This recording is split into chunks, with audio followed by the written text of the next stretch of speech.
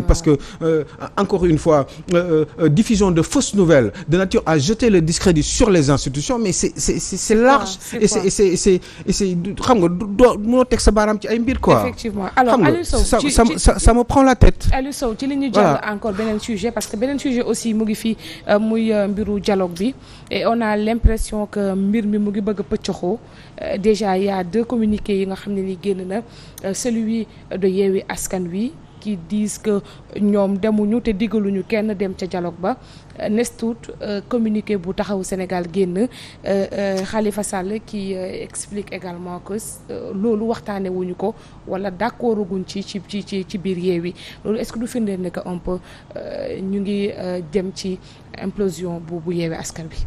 Oh, c'est clair. te nga junjoon ko semaine passée. De toute façon je l'avais dit tout de suite avant élection je l'ai dit législative je l'ai dit Doudou Wade yaa ngi may dégg parce que yow fekkee nga sax. lu yàgg sax ci émission sa émission bi. Kër Sidi Kër Sidi c'était une coalition de circonstances et l'objectif c'était justement de wàññi autant que c'est possible le nombre de suffrages ci élection yooyu pour wàññi le nombre de députés à l'Assemblée nationale de la majorité présidentielle. Ils y ont réussi et c'était très bien. Voilà, maintenant après il fallait quand même qu'ils fassent savoir aux Sénégalais que coalition la. que dañ ko teg rek même intercoalition la. Et que dañ ko teg rek pour dóor waa ji et puis humilier ko mais ça ne servirait pas à grand chose la preuve ou alors à petite chose mais jëriñul dara la preuve regarde ce qui s'est passé kii dafa mujjee nu mu tudd. wàllu tout de suite après ku nekk da nga dem ci sa yëfu bopp au niveau de l'Assemblée nationale pour wane que ni bokkuñu les mêmes ambitions même après bi ñu séparé en deux j'ai encore dit que ni même au niveau de Yewwi de li desoon ci Yewwi bi wàllu demee ci coalition boobu j'ai dit que ni Khalifa Sall, Barthélémy Diaz, qui est un proche et qui est un leader confirmé quand même ci politique landerneau politique sénégalais ñoom ñaar ak Ousmane Sonko à côté eh ben c'est sûr qu'ils n'ont pas les mêmes intérêts parce que c'était clair au départ l'un veut être président avec son boy à côté muy Barthélémy l'autre aussi veut être président de la République donc un président de la République benn fauteuil la ci réew ce n'est pas j'ai l'habitude de le dire ce n'est pas un canapé c'est un fauteuil présidentiel du canapé du lu ñuy bokk donc forcément kenn bu jiitee ay yëfam la dem bon maintenant neewoon nañu ku jiitu ñu topp la mais en même temps ana programme yi dans l'histoire parce que pour dee dama teg sama programme proposer ko Sénégalais yow nga teg sa programme man su fekkee ni jiitu naa yow sa programme lu muy jëriñ finalement donc ça veut absolument rien dire je crois que il faut que ñoom ñu unir comme j'ai souvent l'habitude de le dire autour d'un seul et unique programme boo xam ne décidé nañ ko jiital kenn dóor mu daanu am lu ñu war a maanaam nga xam ne bu boobaa dañu mën a pratiquer li nga xam ne moom lañu defoon ci programme bi mais quant à ne après sax ñu kenn ki jàppale boo jàppale keneen ki ban intérêt lay am puisque yow de toute façon li nga bëgg ak moom li mu bëgg bokkul parce que bu bokkoon yéen ñaar ku nekk du dem élection présidentielle donc forcément même bu fekkee ne da nga ko jàppale deuxième tour aussi ce sera justement juste pour séddoo nguur gi parce que forcément bokkul leen xalaat parce que boo leen bokkee xalaat ana lu tax ngeen am ñaari candidat jaru ko vous vous réunissez ngeen jël ki nga xam ne moom man je pense que ça devait être Ousmane Sonko pour être honnête parce que moo gën a kii mais ñeneen ñi bëgguñu loolu maintenant dañuy gérante pour gën a am benn espèce dànk bu dëgër pour gën a mën a dóor mu daanu par rapport au régime actuel qui est au pouvoir maintenant il faut que ñu bàyyi xam nga hypocrisie bi du ci sénégalais yi nii rek même dafay dem ci parti politique yi dem ci institutions yi dem ci bureau yi dem fépp regardez comment il se comporte après regarde kii ñëw nee na ko Barthélémy xuloo na ak diw keneen ki xuloo na ak diw waxante nañ ay sànnante nañ ay xeer xool fi ñu mujjee yow Aïcha ban njëriñ la am alors Ibrahima c'est vrai que sujet bi la fi gën a indi bokk na ci sànq yaa ngi koy énuméré mais également acteur politique nga te gis nga situation bi nga xam ne nii xew na ci réew mi par rapport à ce dialogue là et on a l'impression que dialogue bi saafara bu bëgg a jur jàngoro lay nurool ndax mu ngi créer quand même tas gi ñu nemmeeku ci biir coalition de l'opposition rawatina bu Yewwi Askan Wi. bon man li ma si mën a wax ci cadre dialogue bi dama jàpp ne doctrine yi ñoo bokkul doctrine politique yi bokkuñu. te booy xool si on fait référence à les assises nationales. yi nga xamante ni tey c'était dirigé par le doyen Amadou Mokhtar Mbow am na lu ñu defoon convié woon toute la classe politique patronat bi ñëpp pêcheurs yeeg ñëpp bokk ci ñu am lu ñu tënkoon tegoon ko benn jamono 2011 parce que lu ñuy wax tey rek il faut que ñu interroger démb moment boobu on avait laissé 2 candidats après ñoom ñu doon waxtaan seen biir kenn ki yàlla na ko yàlla yërëm génn àdduna muy Tanor Dieng le feu Tanor Dieng kenn ki mu ngi dund ba léegi muy Moustapha Niasse. ñu waxtaan pendant 1 à 2 mois mënuñu jubóo loolu tax sax Macky Sall le président Macky Sall ñëw génn parce que tey bu fekkoon ne ñoom ñaar déggoo woon nañ kon je pense que tey kon le président Macky Sall ne serait pas aujourd'hui au pouvoir. Ensuite il y a pas mal de dialogue qu'on a organisé entre-temps mais est-ce que def nañ ci évaluation lan la jur. lan la indi Sénégal doguma la sax mais gis nga avant ñoom ñaar ñuy dem noonu. ñuy waxtaan ñoom ci seen biir pour xool kan moo war a jiitu ba ñu mujjee am clash noonu. ki def Benno ak Tanor ki def Benno ak Siggil Sénégal ñoom seen bopp bëgguñu woon dañu waxoon dañuy dessiner le profil du candidat de Benno Siggil Sénégal boobu coow amagul.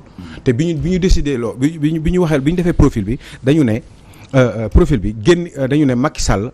ak Cheikh Bamba Dièye yi nga xam ne dañu bëgg a nekk candidat kenn du leen ci boole que ñoom dañuy nekk biir Benno Siggil Sénégal nangu ne ñoom du ñu bokk parce que profil bi ñu dessiné ñoom conviendre profil boobu ñoom bokkuñu si ñaar ñoo war a nekk candidat léegi nag ñoom dañuy nangu ni ñaar ñële ñoo war a nekk candidat mooy Tanor ak kii Moustapha Niasse ou bien ñoom ñu génn Benno Siggil Sénégal si la Macky Sall ak Cheikh Bamba Dièye ñoom ñaar du ñu génn Benno Siggil Sénégal te dañuy nekk candidat par force ci lañ ne ok d'accord léegi Benno avec ses 36 ou 40 partis politiques xam nga ñoom ñu ne dañuy choisir léegi ñaari profil yooyu si la ñu écarté Cheikh Bamba Dièye ak Macky Sall pendant que Macky Sall était en train de faire le tour du Sénégal. noonu la demee après ñoom ñu xool ñoom ñaar nu ñuy def ba tey ñoom waxuñu ñoom ñaar ñi après comme desoon na ñaari kuy si la ñuy demante. yal na ko yàlla yërëm. ba kenn ki mujjee dem à côté mais ba tey ñi ngi yaakaaroon ne moo tax il faut qu'il fasse attention Aïcha parce que moment boobu ñoom gëm nañ ni Moustapha Niasse moo war a remplacer Macky Sall. Et le peuple ne le voulait pas des fois ñoom homme politique dañuy teg benn mbir yaakaar ne ñoom la. fekk en réalité c'est totalement en porte-à-faux avec le gis-gisu bi nga xam ne moom la peuple sénégalais. gisoo ne léegi sénégalais dañoo dépassé maanaam dialoguer pour trouver ay consensus ñu ngi ci beneen level. ñoom li leen intérêt mooy quelqu'un qui puisse justement les mettre dans des situations de confort wala le minimum incompressible en tant que doomu Sénégal am lekk bi bañ a cher si ñoom dund bi quoi bañ a cher si ñoom. ñuy bëgg ñu faju seen doom yi di jàngi ñu am fu ñu dëkk di bañ di torox quoi. parce que gëm nañ ni Sénégal loolu war na fi mën a nekk parce que gis nañ homme politique yi vie de standing de vie bi ñu yor. parce que gisuñu homme politique yi sonn au contraire dañuy gën di am ay moyens et que ñoom ils sont dans leur majorité ci ay situations yu metti donc loolu moo tax ñoom. ñuy continuer di dil seen ginnaaw. mais effectivement et ça il faut que ça s'arrête à un moment donné. alors Ibrahima yaa ngi woon ci pàcc bu am solo. voilà Aliou Sow excusez-moi.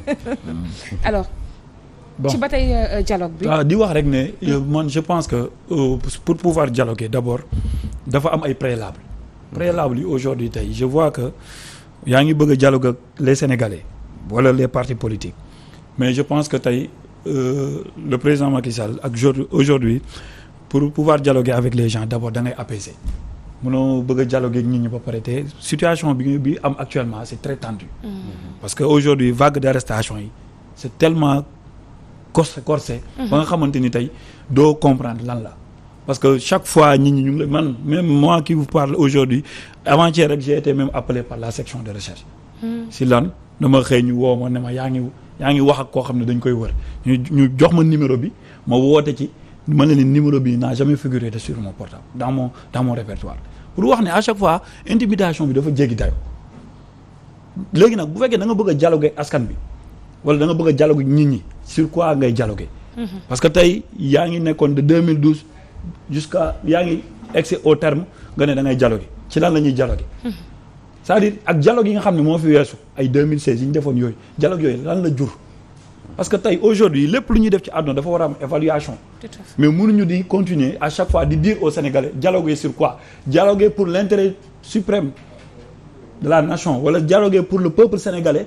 ndax ñoom li ñuy dialoguer pour ñoom la wala est-ce que on va dialoguer pour les partis politiques entre eux dialogue bi lan lay firi il faut que ñu xamal ñu kii sénégalais yeewi sénégalais yi ci ndax dañuy dialoguer pour ñoom seen biir entre koo xam ne dañ ko war a amnistier wala koo xam ne dañ ko war a dafa am lenn lu mu def ñu war ko mais loolu ñu wax ñu quoi au fait mais bu fekkee ne dialogue boo xamante ni maanaam définir les termes de référence terminer terme TDR ñoo bu ñu terminer terme de référence ñu ne ñu lii c'est ça qu'on doit dialoguer mais bu ñuy chaque fois dañuy woo nit ñi dañuy wax sénégalais yi le président doit organiser un dialogue portant sur quoi alors groupe de facilitation bi nga xamante ne ni groupe de facilitation bi nga xam ne ni Aliou Sow gis nañ ci par exemple ku ci mel ni Alioune Tine bu Africa Jom Center ak ñeneen i personnalités yoo xam ne nii société civile yoo xam ne bokk nañu ci ñoom nee nañu il faut d'abord dialoguer pour la stabilité du pays ndax d'accord nga ci ak ñoom. Oui. En même temps ça veut dire quoi pour la oui il faut dialoguer pour la stabilité le dialogue normalement pour loolu mais ci biir dialoguer pour la stabilité du pays cette stabilité là lan mooy terme de comme il l'a dit lan mooy terme yi lan mooy terme de ci yan fan la ñu waxante. man je veux dire dialoguer pour la stabilité du pays alors que le président Macky Sall la stabilité du pays mooy les gens bi ñu ko waxee ne ko am na ay partis yoo xam ne nee nañu ba ñu dialoguer mais nañu génnee quand même ay détenus politiques dafa ne Sénégal amul détenu politique. loolu tamit est-ce que mën nañu ko comprendre. mais yamul foofu kese am na leneen lu mu boolewu ci aussi sa candidature aux élections présidentielles nee na il faut que qu'on l'exclue carrément. Non je pense que ni peut-être que bi balaa boobu dinañu génneel terme de référence mais xam nga doo mën a xam balaa boobu tey le 26 et le dialogue démarre le 30. le 30 bon peut-être même en 24 heures dinañu génneel na ci lii ak lii la ñuy wax mais même bu ñu ko génne woon 24 heures même maintenant sax je crois que ce serait beaucoup moins efficace. Parce que yooyu da nga koy jël da ngay jël temps nga def ko et puis c'est quand même curieux pourquoi ñu def ko évidemment man lu ñëw suma xel dama koy laajte dama koy wax. Pourquoi ñu def ko commencer ko le 30 alors que le premier mooy verdict Sud Beauté. Ça aussi c'était la question que je voulais poser pour clore le débat du dialogue. Fabrice Nguema damay laaj dong damay laaj dong rek. Parce que c'est un réflexe comme ça qui me vient pourquoi on le fait le 30 quoi. Non, la question qu'on devrait se poser mooy est-ce que le verdict maanaam le démarrage du dialogue ne va pas impacter sur le verdict loolu peut-être moom mooy la question man bu ma lay laaj. Moi je pense que dañ ko def pour dugal ñi nga xam ne dañu c'est froid ce que je dis Aïcha. mais dañ ko def pour dugal ñi nga xam ne dañ nekk Yewwi Askan Wi te am ay intérêt à se présenter ñu commencer tout de suite nga xam ne bu ñu duggee rek ñu ngi déjà ci biir. bu fekkee ni dóor nañu dara le premier ñooñu dootuñu mën a duggati ci bagage yi wala déggoo li ma wax. dégguma de. tu as compris mon frère. J'ai compris. ah dégg comprendre nga loolu mu expliquer ñu.